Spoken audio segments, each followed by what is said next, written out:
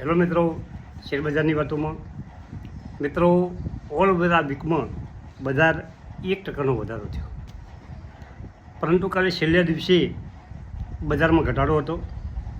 Sensex 793 point એટલે કે 0.85% ઘટી અને 81,306 પર ગયો.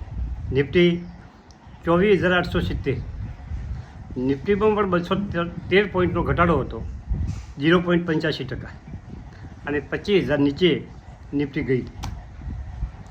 હવે બેંક નિફ્ટીમાં પણ 1%નો ઘટાડો હતો, પરંતુ સ્મોલ કેપ અને મિડ કેપમાં ઘટાડો ઓછો હતો. એનએસઈ ઉપરના શેરો 1,025 વધતા હતા અને 1,704 શેરોમાં ઘટાડો હતો.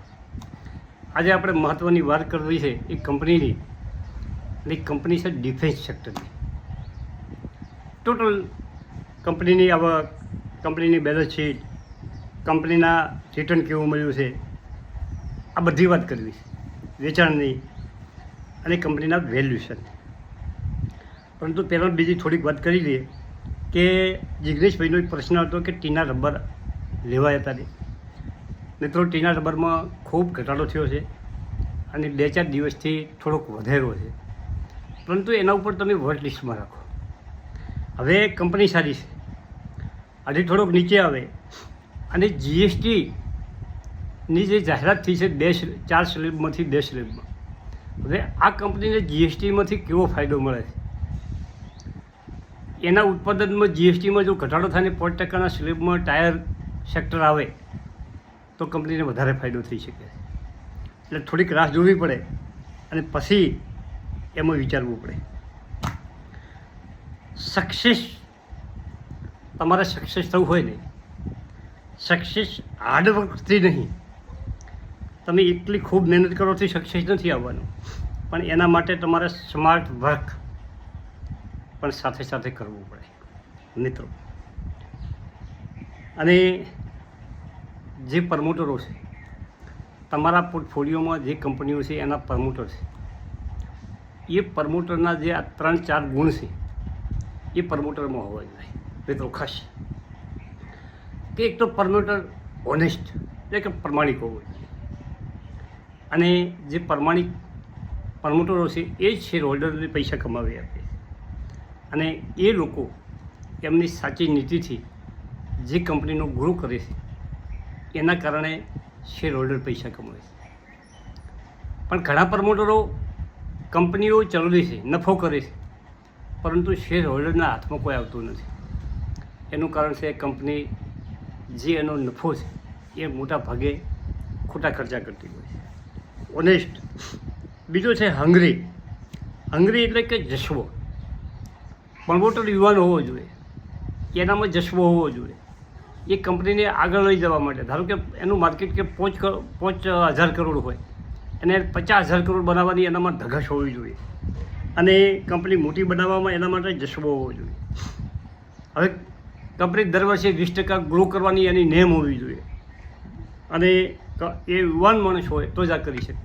અને ઘણી કંપનીઓ રગસિયા ગાડાના ગોળ ધીમે ધીમે ચાલતી હોય છે, એની પોઝિશનમાં પડી હોય છે, અને એ પૈસા તમને કમાઈ આપીએ નહીં. ત્રીજું છે પ્રમોટર સ્માર્ટ હોવો જોઈએ, હોશિયાર હોવો જોઈએ.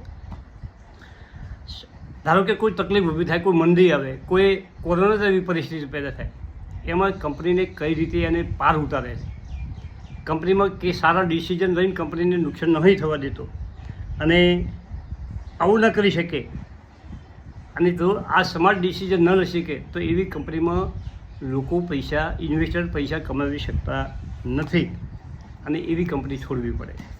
હવે આપણે જે કંપનીની વાત કરવી છે એ કંપનીની વાત કરો તો આજે ડિફેન્સ સેક્ટરની કંપની એપોલો માઇક્રોસિસ્ટમ, કાલે 14થી 15% વધારો હતો કંપનીમાં, અને 235 આસપાસ ચાલતો હતો. 52 વીક લો 88 રૂપિયા, અને 52 વીક હાઈ કાલે 240 બનાવી, 52 વીક હાઈ ઉપર ચાલે છે. માર્કેટ કેપ 7,208 કરોડ છે. EPS 2 રૂપિયાને 17 પૈસા છે. PE 108 છે.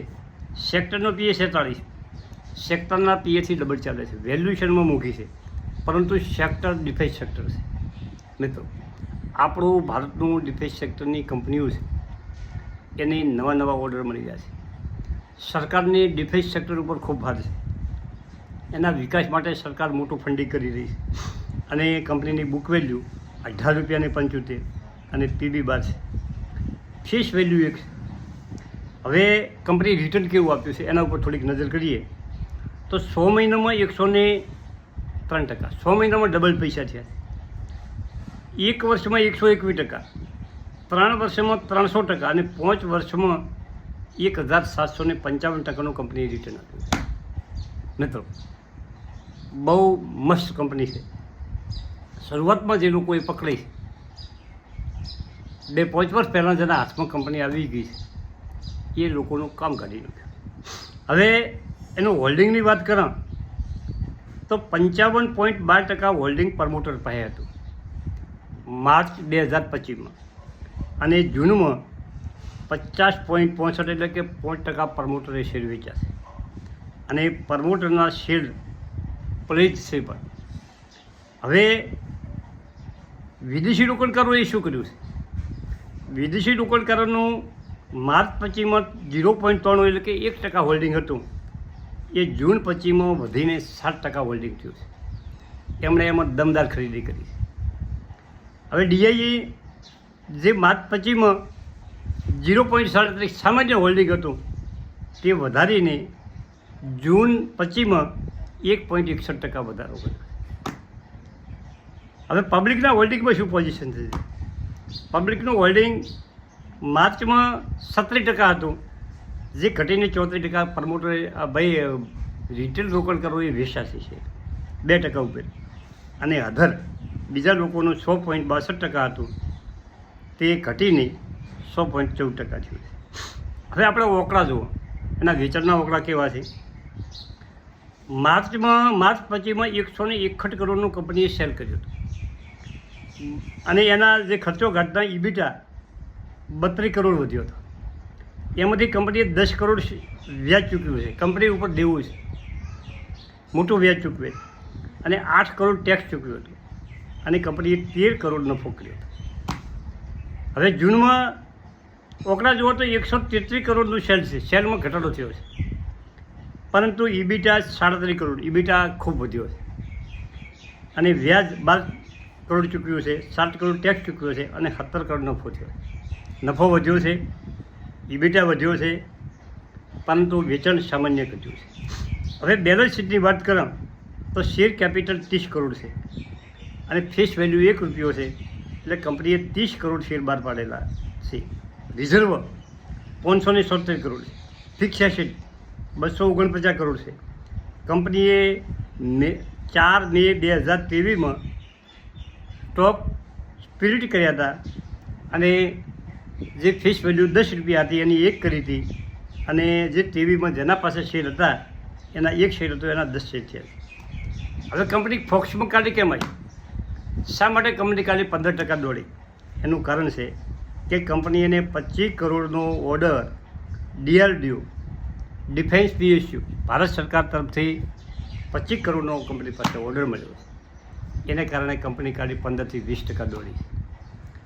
આવી કંપનીઓ કામ કરતી હોય. હવે આ કંપનીમાં લેવાની કોઈ ભલામણ નથી મિત્રો, પણ એક માર્ગદર્શન છે કે જે સેક્ટર સારું છે, જે કંપનીને સતત ઓર્ડર મળતા રહે છે, એ કંપની વેલ્યુએશનમાં મોંઘી હોય છતાં પણ દોડે. Thank you.